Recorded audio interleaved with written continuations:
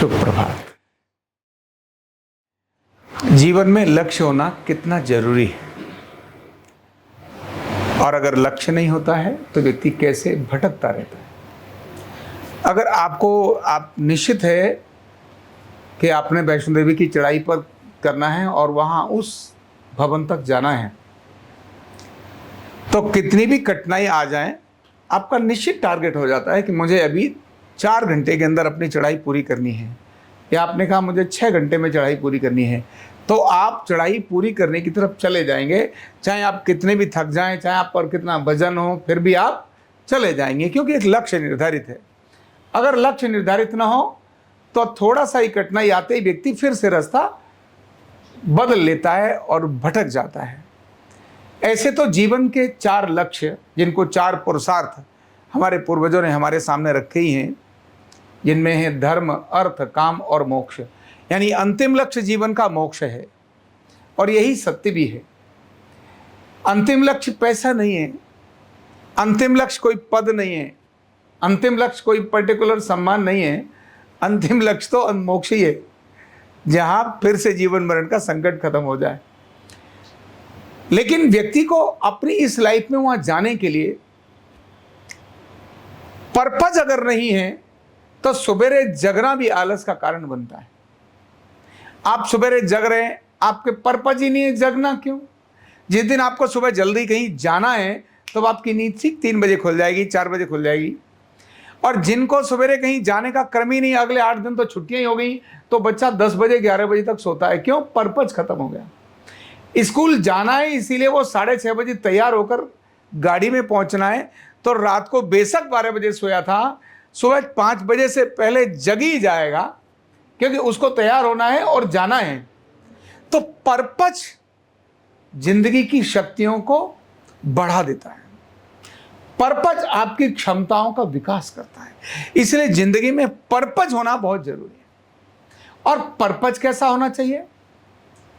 एक ऐसा श्रेष्ठ जो दूसरों के हित का कारण बने। जब दूसरों के हित की बात करते ना, तो अपना हित तो उसमें समाहित हो ही जाता है। जब सिर्फ अपने हित की बात करते हैं, उसमें दूसरों का हित नहीं होता, इसीलिए अपना हित भी नहीं हो सकता। ऐसा पर्पज जिसमें मैं और मैं और मैं और मैं ही हो, वो कभी पर्पज नहीं हो सकता। वो अशांति और बीमारी का कारण बनता है। पर्पज वो जो सबके हित का हो। इसीलिए कहते हैं life without purpose is nothing. बिना उद्देश्य के जीवन बेकार है। यानी बिना उद्देश्य के जीवन पशु की तरह से है। इंसान का जीवन पशु की तरह से है, इधर उधर कहीं भी भटकता रहता है। पर्पज क्या हो? पर्पज जिंदगी के अंदर बहुत आवश्यक है, और हम सब तो बड़े सौभाग्यशाली हैं, रोज पर्पज को बोलते हैं। महान उद्देश्य। महान उद्देश्य क्या है? सर्वे भवन्तु सुखिनः सर्वे सन्तु निरामया। पारंपरिक चिकित्सा अर्धनारीश्वर को अपने जीवन का लक्ष्य बना लिया। और क्यों बना लिया, और कितना अद्भुत पर्पज है हमारी लाइफ का। यानी हमारी लाइफ का पर्पज तो सेट है। जितने आरोग्य पीठ से जुड़े लोग हैं, उन्हें ध्यान में रहना चाहिए, ये जो मेरा पर्पज है, इस विज्ञान को घर घर तक पहुंचाना, इस विज्ञान को सभी लोगों को सुखी और निरोगी बनाना, ये मेरा पर्पज है, यानी हमारा पर्पज है। और इस पर्पज की कितनी श्रेष्ठता है, कितनी श्रेष्ठता है कि भगवान शिव के द्वारा दिए हुए 3 आरोग्य कौशल, यानी हेल्थ स्किल, वेलनेस स्किल, जिनमें से एक है योग, दूसरा अपनी चिकित्सा अर्धनारीश्वर चिकित्सा, और तीसरा आयुर्वेद। इन तीनों में से दूसरा उनका कौशल यानी अर्धनारीश्वर चिकित्सा, वह हमको दिए है। पर्पज हमको मिल गया। आखिर हमने करना क्या? ये अर्धनारीश्वर चिकित्सा घर घर कैसे पहुंचे? इस अर्धनारीश्वर चिकित्सा में पहले खुद को पारंगत करना। क्यों? मैं पर्पज तभी सॉल्व कर सकता हूं जब मुझे उसके बारे में डिटेल जानकारी होगी। ध्यान में आपको आता होगा कि जब आप कहीं जा रहे हो और जानकारी पूरी नहीं है और कोई काम करना है, अधूरी जानकारी, तो ज्यादातर लोग उस काम को ड्रॉप कर देते हैं, आनंद ही नहीं आता।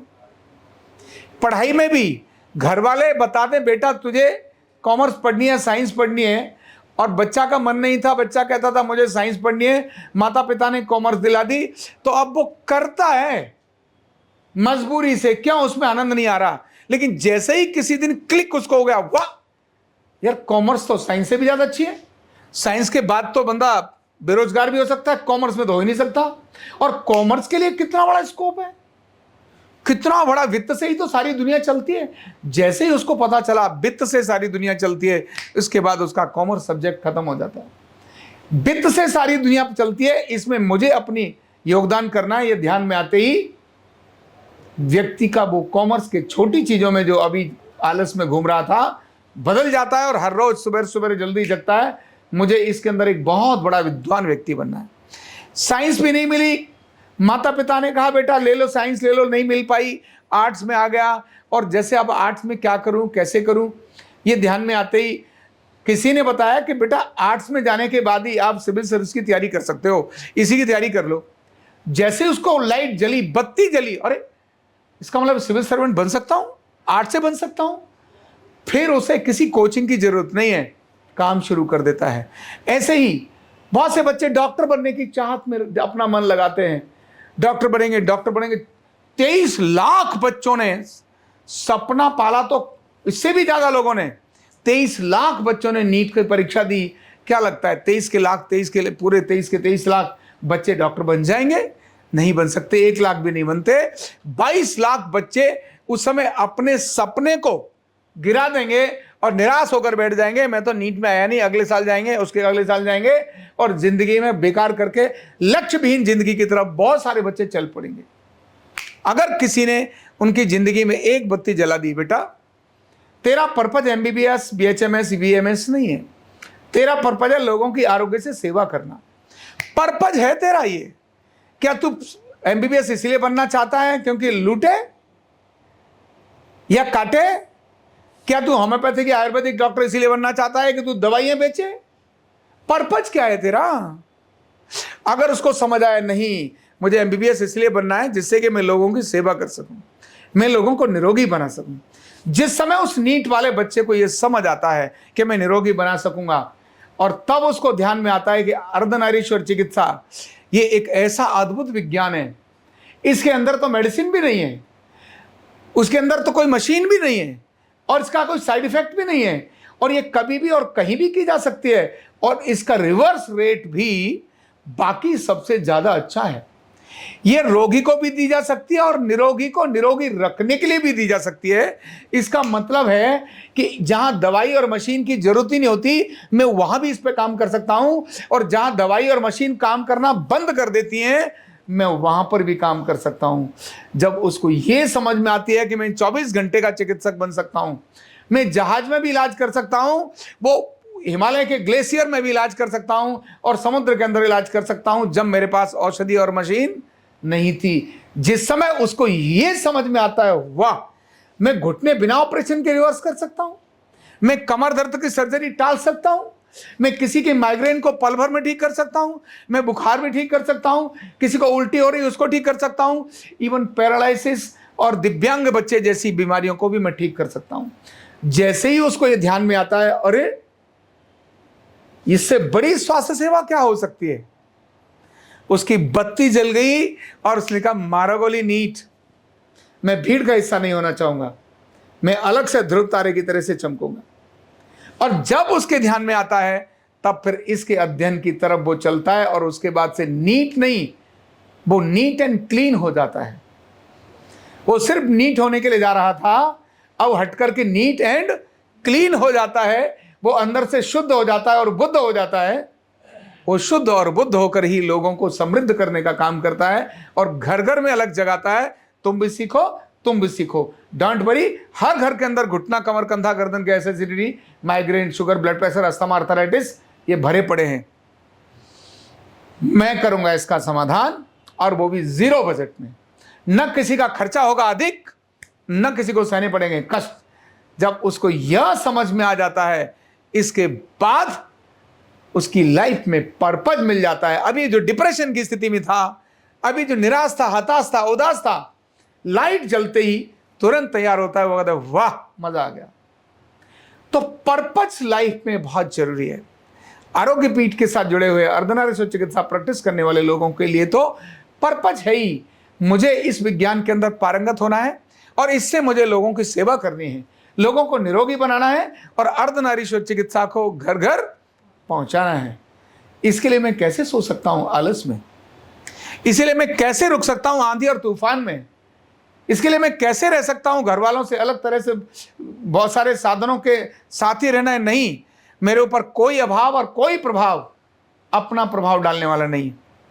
मेरे जीवन में एक लक्ष्य है, तो जिसके जीवन में लक्ष्य जुड़ा और उसने लक्ष्य को जोड़ लिया, दे दिया नहीं, ले लिया, जिसने लक्ष्य को ले लिया, yes this is my aim and purpose of the life, जिस समय वो ये कहता है, उसके बाद उसकी वर्किंग स्टाइल बदल जाती है, उसकी थिंकिंग स्टाइल बदल जाती है, उसका जोश और जज्बा ही बदल जाता है। इसीलिए लाइफ में पर्पज, और उस पर्पज को हर रोज स्मरण करना, और उस पर्पज को हर रोज ध्यान रखना, हर रोज पढ़ना, और उसके हिसाब से मैं क्या कर रहा हूं ऐसा सोचना। अगर यह आपकी लाइफ में आ गया तो आप यूनिक हो जाएंगे, और जैसा मैंने शब्द बोला, आप ध्रुव तारा हो जाएंगे, जहां दूर से ही सब लोगों को नजर आएंगे, देखो ये व्यक्ति है। जो सब कुछ आपको चाहिए वो सब कुछ आपके पास, आपके हाथों में होगा। इसीलिए पर्पज को अपनाना है। क्या करना है? पर्पज को अपनाना है। This is my purpose, not money, not name and not fame. Purpose is globally for all, सभी के लिए जो लाभ दे, ऐसा एक पर्पज, यूनिक पर्पज आरोग्य पीठ ने आपको दिया है। रोज चिंतन करिए और अपना मन बनाइए और उसकी दिशा में लग जाइए। बहुत बहुत धन्यवाद। न्यूरोथेरेपी का कंप्लीट कोर्स सीखने के लिए जुड़िए हमारे ऑनलाइन ट्रेनिंग प्रोग्राम से और जानिए करीब 100 बीमारियों का इलाज बिना दवा और बिना मशीन के। इस न्यूरोथेरेपी ऑनलाइन ट्रेनिंग प्रोग्राम से आप घर बैठे बन सकते हैं गवर्नमेंट सर्टिफाइड न्यूरोथेरेपिस्ट। रजिस्ट्रेशन के लिए नीचे दिए गए नंबर पर अभी कॉल करें। और हाँ, हमारे वीडियो को लाइक करना, शेयर करना और चैनल को सब्सक्राइब करना बिल्कुल भी ना भूलें। धन्यवाद।